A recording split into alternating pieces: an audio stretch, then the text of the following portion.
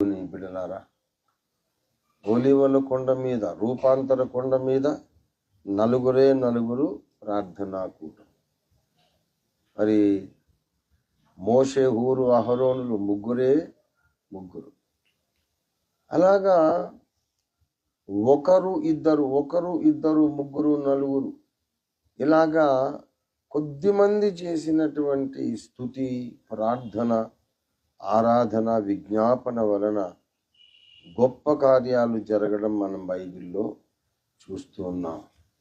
కనుక మొట్టమొదట దేవుడు మనకు నేర్పుతున్న పాఠం ఏమిటంటే, ఈ పాఠం నేర్చుకోవాలి, మన గుండెల మీద రాసి పెట్టుకోవాలి.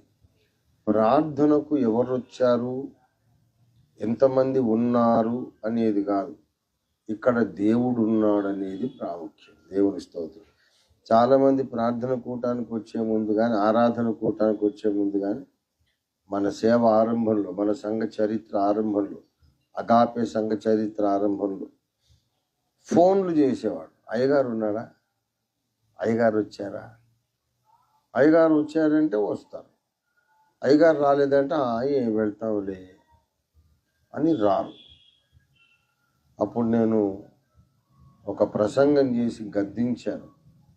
మీరు ఫోన్ చేసి కనుక్కోవాల్సింది అయ్యగారు ఉన్నారా అని కాదు, దేవుడు ఉన్నాడా లేదా. దేవుడు ఉన్నాడు అని రావాలి తప్ప అయ్యగారు ఉన్నారని రావడం కరెక్ట్ కాదు. అయ్యగారు ఉంటాడు, దేవుడు లేడనుకో, అప్పుడేం చేస్తావు? ఎందుకన్నా పనికొస్తుంది ఆ కూటం? అయ్యగారే ఉన్న దేవుడా, అయ్యగారే ఉన్న రక్షకుడా? ఎంత బుద్ధిహీనమైన ఆలోచన విధానం.